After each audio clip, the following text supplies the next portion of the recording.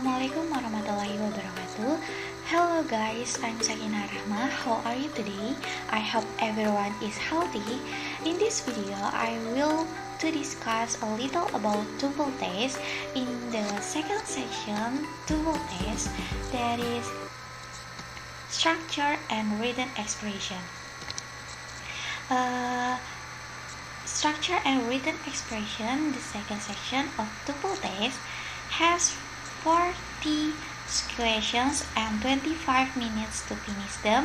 In this section, there are two types of questions.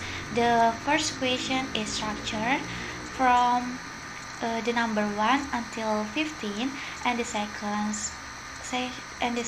is written expressions from the 60 until 40. So,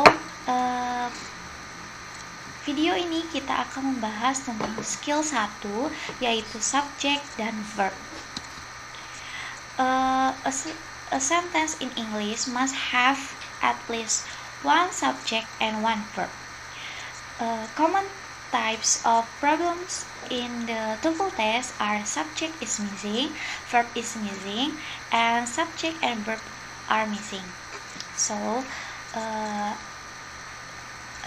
pada permasalahan di TOEFL test, kita perlu mencari subjek yang hilang, lalu atau verb yang hilang, atau subjek dan verb yang hilang. Jadi itu adalah permasalahan yang ada di TOEFL test.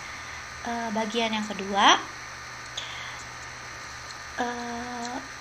structure and written expression. Oke, kita next. Jadi karena subject dan verb itu sangat penting, kita harus benar-benar memahami apa saja yang bisa menjadi subject dan verb.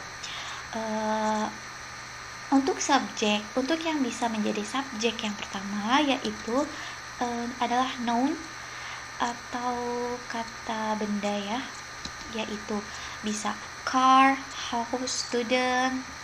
Lalu yang kedua yang bisa menjadi subjek yaitu noun phrase, seperti a small car, the big house, etc. Lalu yang bisa menjadi subjek juga pronoun, yaitu I, you, we, they, she, he, and it. Lalu yang gak kalah pentingnya dari subjek, yaitu kita harus mengetahui apa saja sih yang bisa menjadi verb gitu kan. Nah, yang bisa menjadi verb ini yang pertama yaitu adalah to be, yaitu am, is, are, was, were, be, been, being. Lalu yang kedua adalah modal verb, yaitu will, would, can, could, shall, should, may, might, and must. Lalu ada kata kerja verb 1, verb 2, verb 3, itu yang play, played, ini tulisannya plays. Lalu yang keempat adalah have, has, diikuti dengan verb 3, yaitu tulisannya. Oke, di sini saya sudah memiliki beberapa contoh soal yang ada di TOEFL. Kita akan membahasnya masing-masing.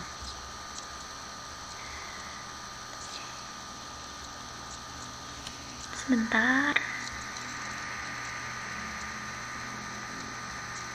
Nah, pada number 1, ini titik-titiknya di depan, was ringing continuously for hours.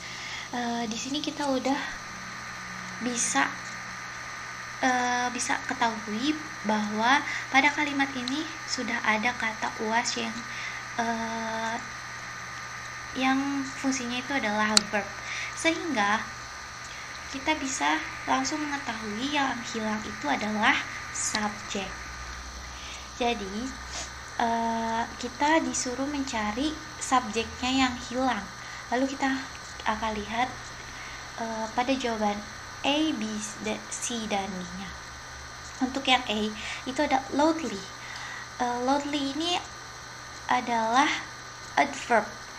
Tadi kita bisa ingat kan, apa aja sih yang bisa jadi subjek untuk sebuah kalimat. Sedangkan adverb ini tidak boleh menjadi sebuah subjek kalimat, berarti ini nggak bisa kan. Nah, in the morning ini adalah keterangan waktu. Keterangan waktu juga nggak bisa jadi subjek. Oke, berarti yang B juga tidak bisa. Tinggal pilihan yang C dan D.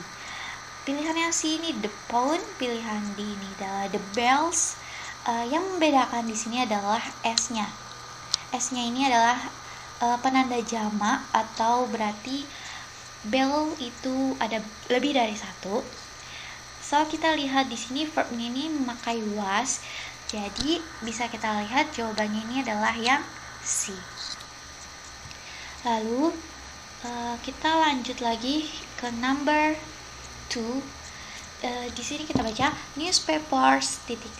every morning and every evening. Kita sudah mengetahui di sini sudah ada verb yaitu newspaper, and selanjutnya kita mencari verb. Di sini apakah udah ada verb? Every morning and every evening. Ini adalah keterangan waktu, tidak bisa dijadikan verb, sehingga dari yang nomor 2 ini kita disuruh mencari verbnya. Lalu kita lihat pada jawaban A, B, C, D-nya ini.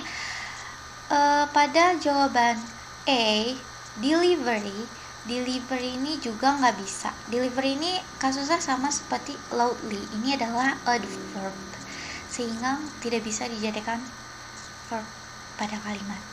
Nah, lalu kita ini sama regularly juga sama dengan delivery, tidak bisa, kita silang. Lalu on time ini juga keterangan waktu, gitu ya. Jadi yang tersisa hanya are delivered, sehingga kita pilih.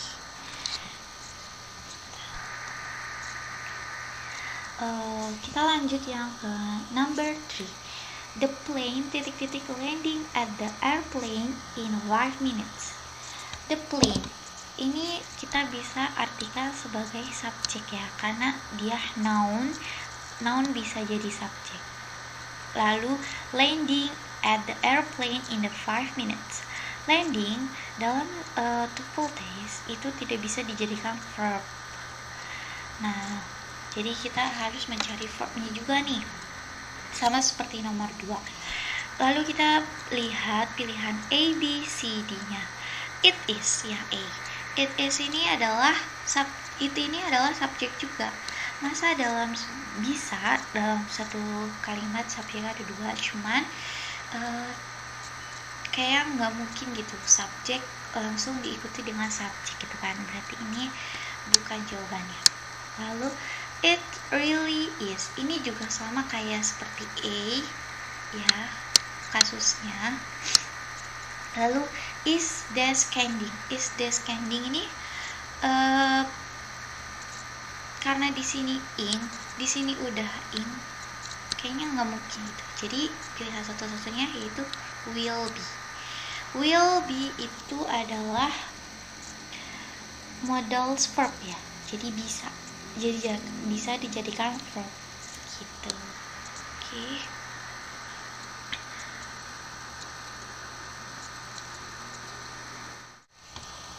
Oke, kita lanjut ke example soal kedua, yaitu mencari kalimat yang correct dan incorrect, yang benar dan salah. Pada tanda I ini untuk incorrect dan C ini untuk correct. Kita lihat number 1, yaitu my best friends always helpful with problems. Di sini kita bisa lihat my best friend ini fungsinya menjadi subjek. Lalu kita lihat always helpful with problem. Di sini pada kalimat ini tidak ada verbnya, berarti ini adalah incorrect karena tugas kita adalah mencari subjek dan verb. Nah, untuk yang ke number 2, di sini disebutkan correct. Coba kita lihat the bus schedule. The bus schedule itu bisa menjadi subjek. The bus schedule ini subjek. Lalu karena kita tugasnya mencari subjek dan verb, kita harus mencari verbnya. Verbnya yang mana nih? Has changed since last week. Ya, has changed ini merupakan verb, sehingga kalimat ini adalah correct atau benar. Lalu kita akan menjawab soal nomor 3, 4, dan 5. Oke, perhatikan ya. Number 3 atau 3. Accidentally drop the glass on the floor. Accidentally ini adverb, sehingga sepertinya tidak bisa dijadikan subjek. Tetapi dia dropped, dia sudah ada verbnya, tapi subjeknya salah, berarti ini incorrect. Lalu kita pindah ke number 4. The customer paying the clerk from the clothes. The customer adalah subjek, but paying verb atau bukan? Nah, untuk imbuhan ing pada kalimat ini itu bukan verb, karena yang belakangnya ing tidak bisa dijadikan verb pada soal TOEFL, sehingga pada kalimat ini itu adalah incorrect juga. Oke, kita lanjut pada nomor ke-5. The professor handed the syllabus to the student. The professor ini adalah subjek. Handed ini adalah verb. So, the sentence of the number 5 is the correct.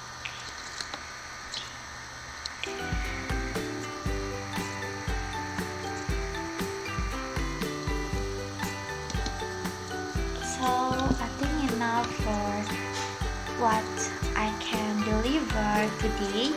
I hope you enjoy for this video. I apologize if I had a mistake. Wassalamualaikum warahmatullahi wabarakatuh.